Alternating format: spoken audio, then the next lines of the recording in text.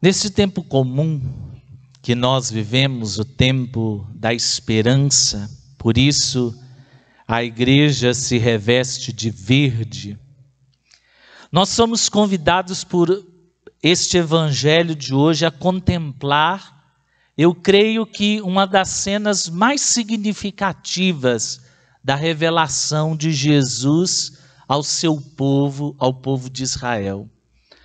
Era costume naquele tempo, nos sábados, as pessoas se reunirem para poder ouvir a palavra de Deus e sempre alguém se levantava, como nós vimos aqui no início do evangelho. Jesus se levanta, toma o livro do profeta Isaías, escolhe a passagem que ele queria. Então, Jesus era um grande conhecedor da palavra e diz a profecia de Isaías que apontava para ele. Falava assim: o Espírito do Senhor está sobre mim, porque Ele me consagrou com a unção para anunciar a boa nova aos pobres. Enviou-me para proclamar a libertação aos cativos e os cegos a recuperação da vista, para libertar os oprimidos e para proclamar um ano da graça do Senhor. Eu me apaixono por essas palavras porque, de fato, elas significam o propósito da vida de Jesus neste mundo, meus irmãos e minhas irmãs.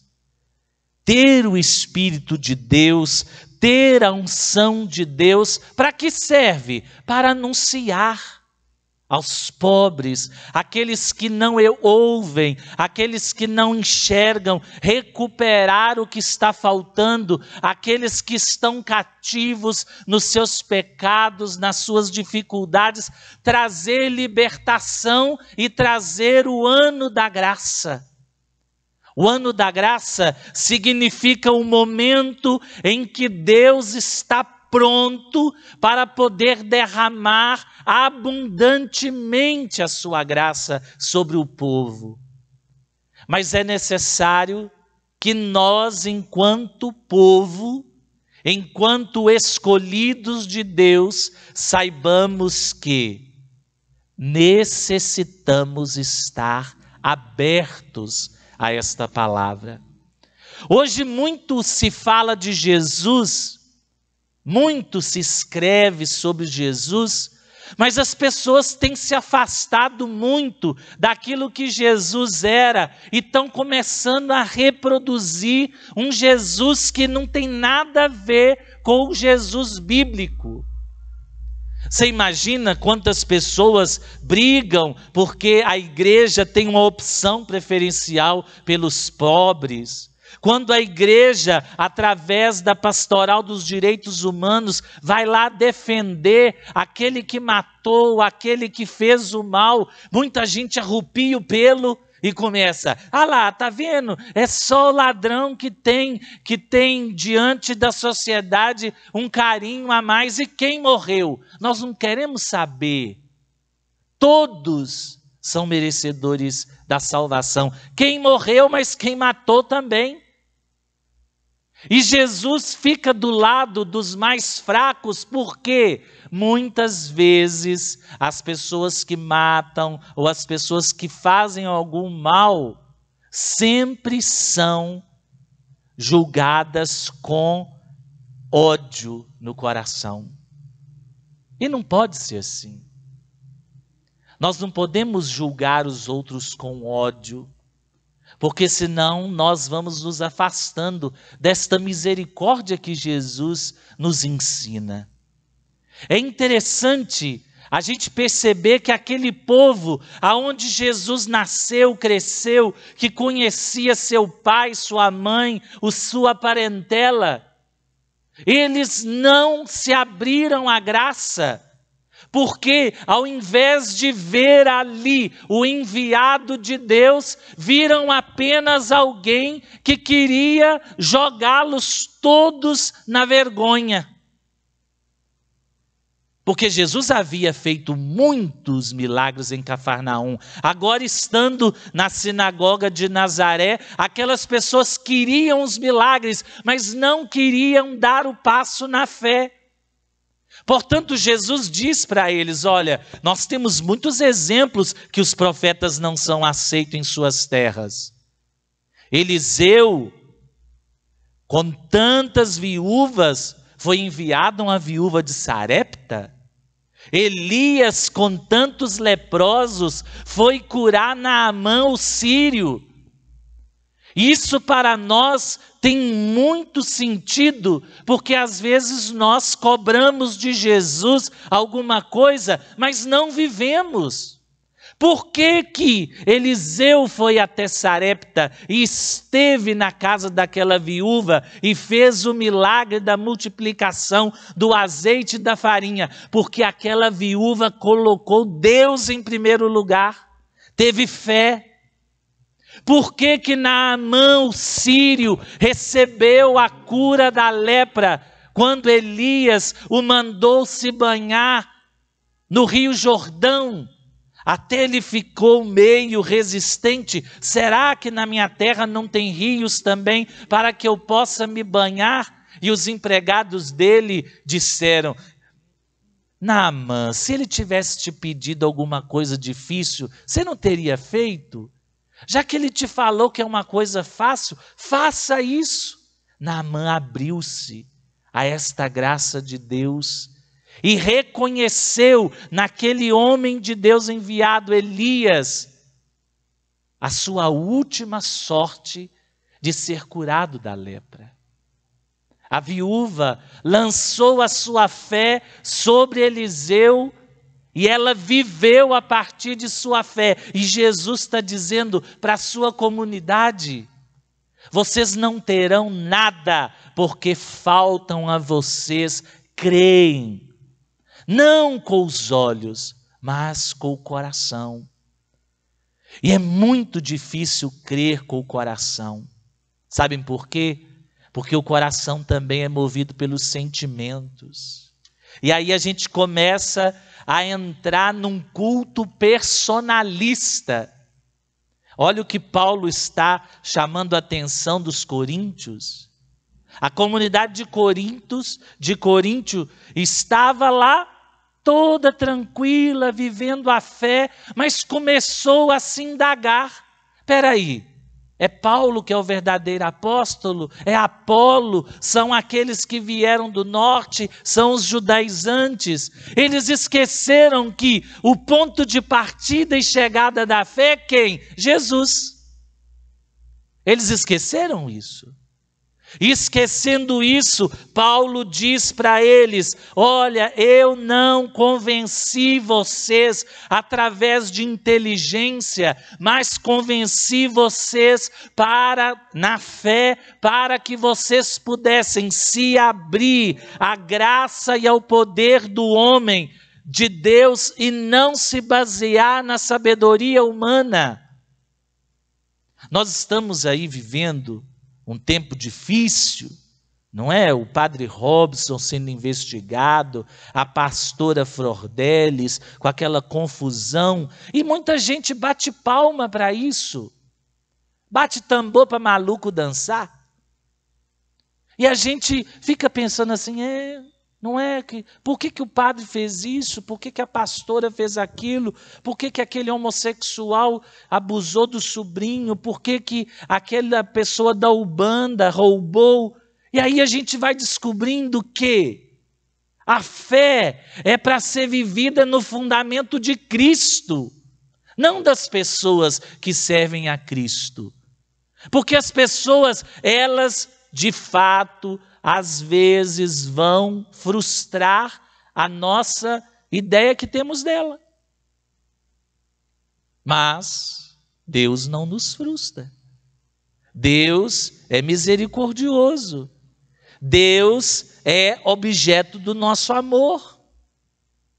Deus deve ser a base da nossa fé, para que a gente fique mais sábio, para que a palavra dele possa ser meditada no nosso coração o dia inteiro, como o Salmo 118 nos fala. E para que isso? Para que saibamos valorizar o valor da aliança que Deus tem conosco. Se os homens nos decepcionam no modo em que eles dirigem a fé, isso acontece diversas vezes em muitos lugares, nós não devemos tremer, porque a nossa fé, ela é fundamentada numa rocha chamada Jesus. Vêm as tempestades, as chuvas dão contra aquela casa, mas a casa não cai, porque está sobre a rocha.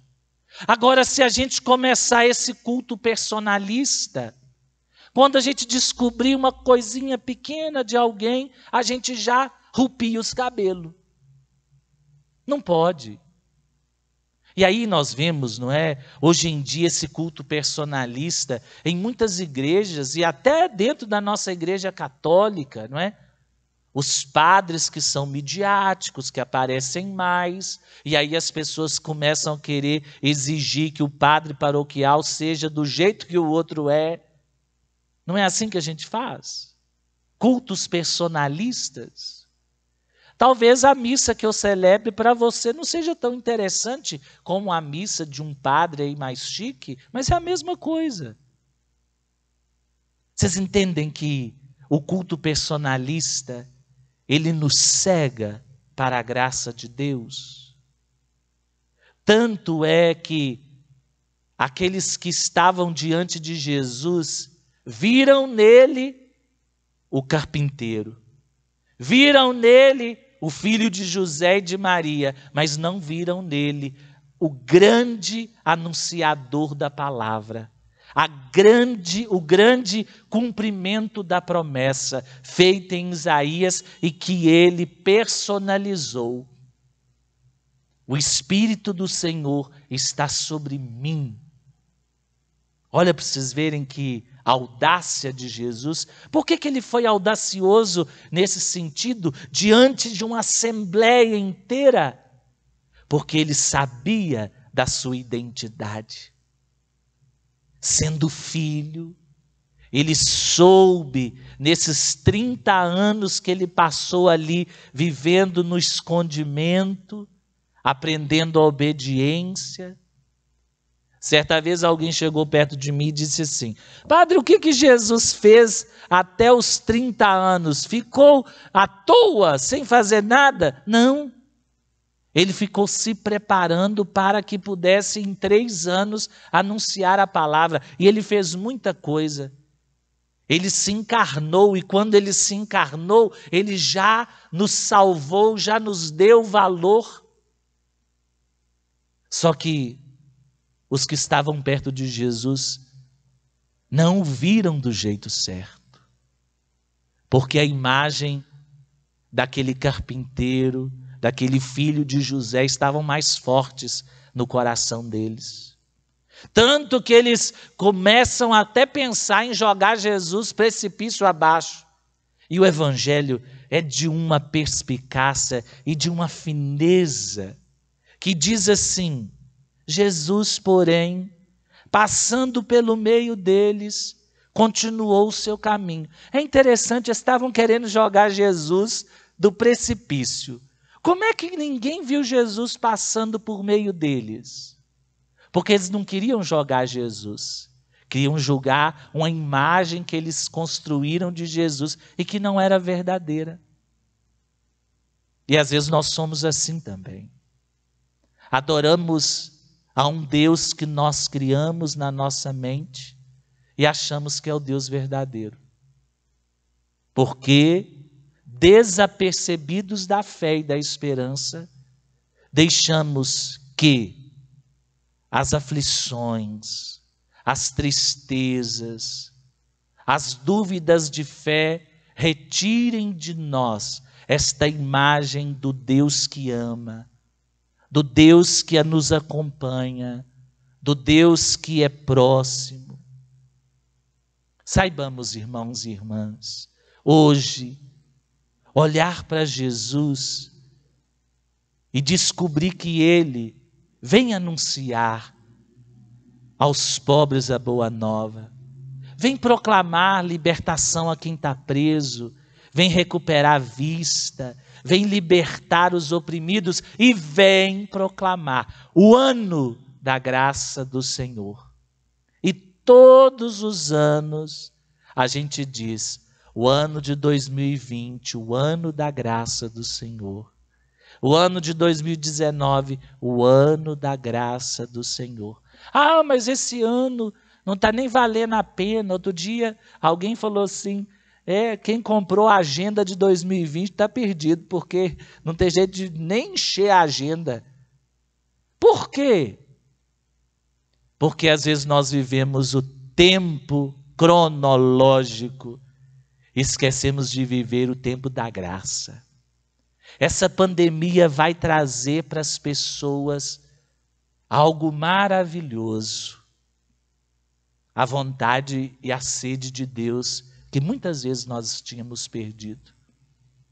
E que Deus aumente em mim e em você esta sede, para que possamos buscá-lo, ainda que as apalpadelas, e descobrir nele o seu amor e a sua graça.